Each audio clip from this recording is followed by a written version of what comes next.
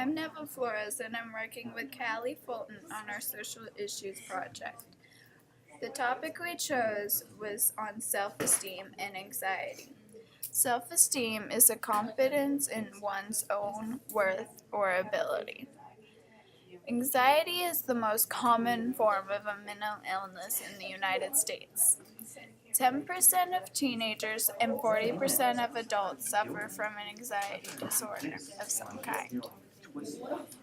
In this video, you will see multiple people who suffer with these issues. So let's get to it. Self-esteem is how you view yourself and how you feel towards yourself.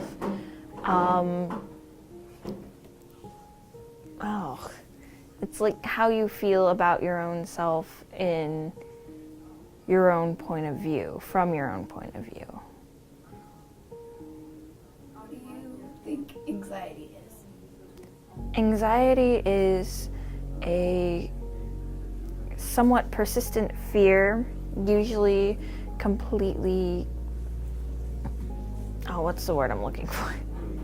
Anxiety is a persistent fear that is usually completely unreasonable and comes at the most ridiculous of times where there's no reason to be afraid, but your mind is kind of giving you this what if.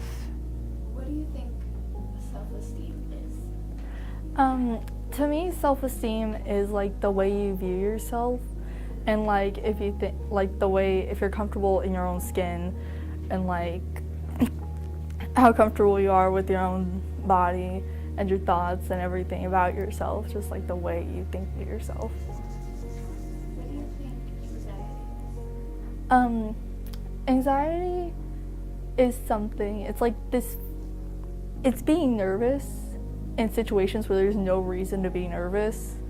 Like, just, I don't know, man. Like just getting nervous when you have absolutely no reason to be nervous. Like being scared to do the most mundane and ordinary things that everyone does. And like you have to do it, but you're so nervous of screwing it up when there's really no reason to be nervous that you're gonna screw it up.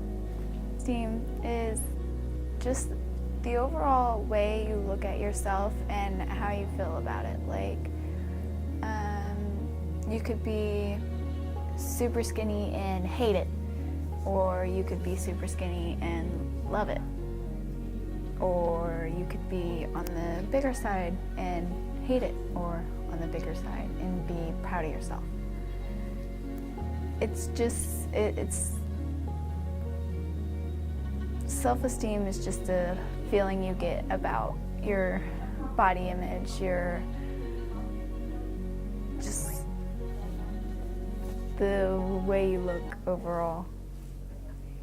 Anxiety is freaking out for the most part over little things, or getting fidgety, or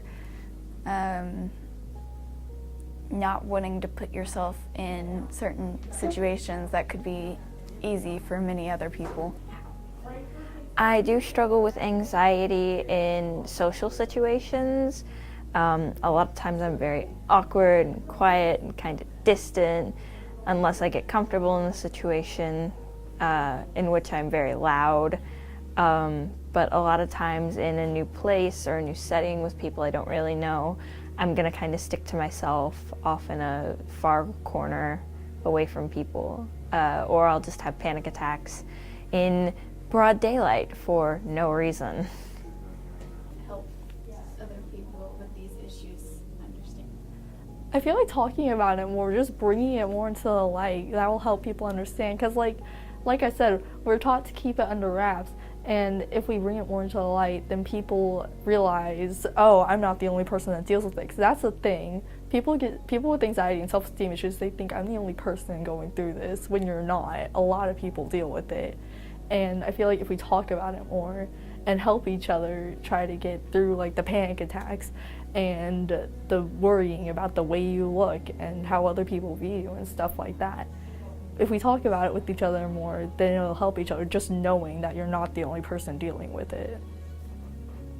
My name is Mary Dunn, and I teach broadcast journalism here at PRP High School. Struggle with these issues. a lot.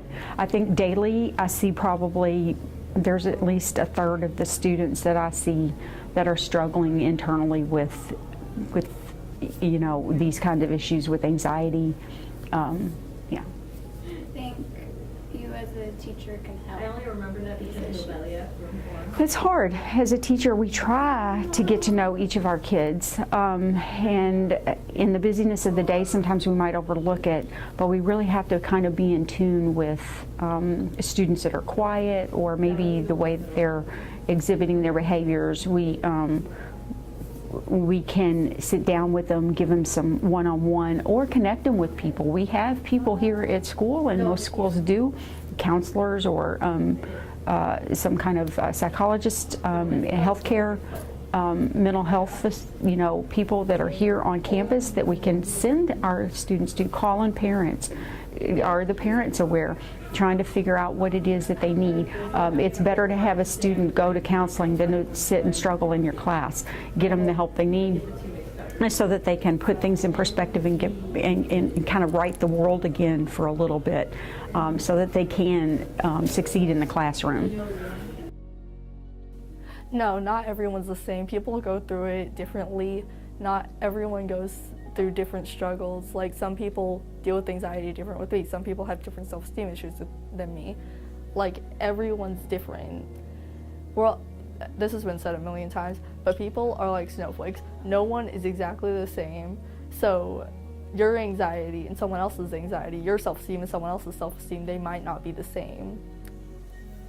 So no, it's not the same for everybody. For this project, we were supposed to find some type of solution. Throughout the years, we have always been taught that we have to look a certain way. Look at the Disney princesses, for example. Skinny waist, small wrists, neck, hips, and so on. And in society now, we are told big butt, small waist, big boobs. And that anxiety isn't real. You're overreacting. Get yourself together. I think if we were to talk about these things and be more open and accepting with these issues, things would work themselves out.